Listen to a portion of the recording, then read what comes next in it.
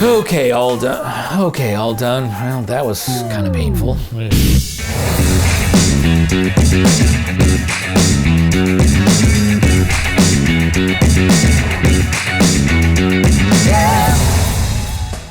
Hey guys, Ben here. Welcome back to another video, a long overdue video. I haven't recorded one of these in a while. I appreciate each and every one of you who has subscribed to this channel and stuck with me. I hope that you guys are staying safe. I'm in Los Angeles, so it's a little bit more restrictive here than I'm sure it might be in other places, but I hope you're staying safe, stay healthy. We need to get through this and get through and flatten that curve. While in isolation, I made a video a few weeks ago, I can't remember how many weeks ago, of my boys reading the scripture verse Psalm 91, and we've been reading that Bible scripture verse here at our house because we've found that it's kind of brought a sense of comfort and hope to us, and so we thought that we would record the video and share it with you guys in the hopes that it would bring some comfort and hope to you. So I've had some people ask me how I went about creating the background that I used in that particular video, and so I thought I would record this quick tutorial and show you how I did that.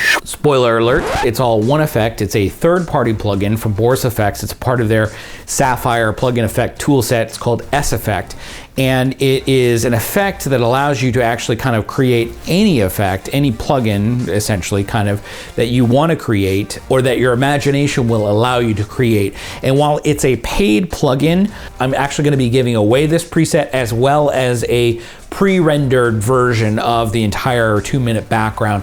So I'll put links in the description below so that you can go download those things. Enough of me flapping my gums, so let's get into After Effects and I'll show you how it's done. So we're here in After Effects, and as I mentioned, this is one effect. The plugin is called S-Effect, and it's part of the Sapphire plugin toolset, and it allows you to create any pseudo effect you can create using the Sapphire toolset.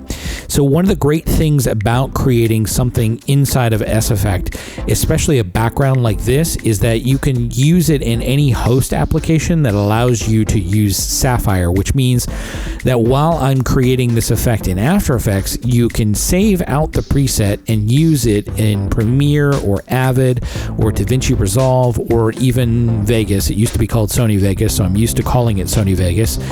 Speaking of preset, I'm putting a link in the description below for you to be able to download this preset and use it in your own projects.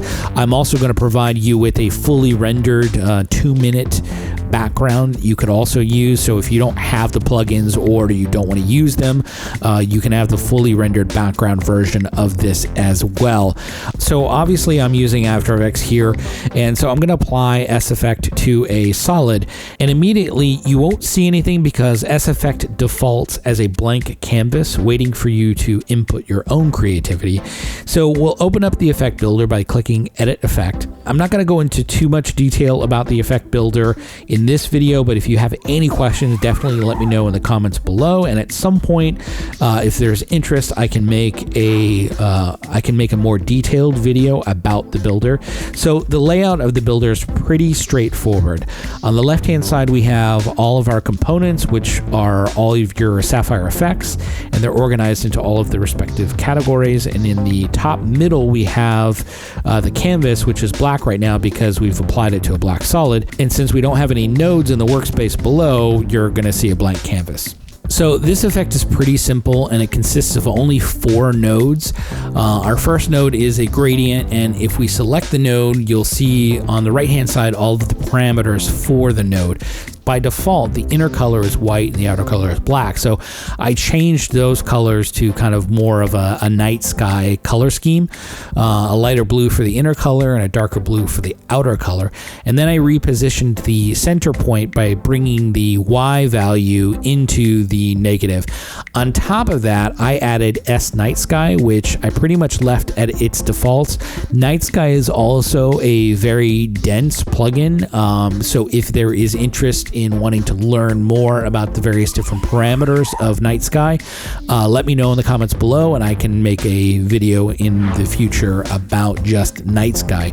I could have stopped there, but I wanted to add some texture since this is going to be a background for text. I know I could have gone to any number of stock sites and found free paper textures or other kinds of textures.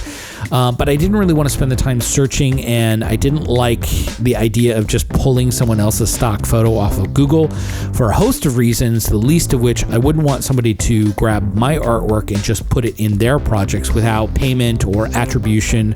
And the reality is, if you have Sapphire, you don't need someone else's stock grunge elements. You have them at your fingertips. It's called S-Grunge. So after tweaking some parameters and adding an additional instance of S-Grunge for some small dust flakes, I had the look that I wanted. And because I knew this video was going to be about 2 minutes long and it's 4K, I pre-comped the background, and then I created a proxy so that I could then work with the text a lot easier and quicker. And then when I hit render, I made sure that After Effects used that proxy in the render, so it rendered a lot quicker as well too. So that's basically how I went about creating the background for this video. And as I mentioned, I'll put links in the description below for the preset as well as a pre-rendered 2-minute version of the entire background. Well, that's all I have for this video right now. If you got value out of the video, hit that like button, that thumbs up button.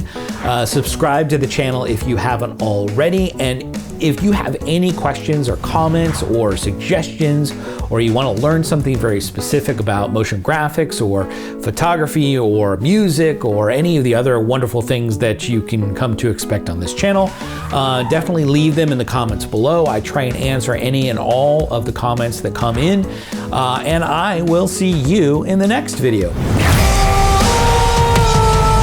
What's up, guys? Hey, I'm back. I'm back.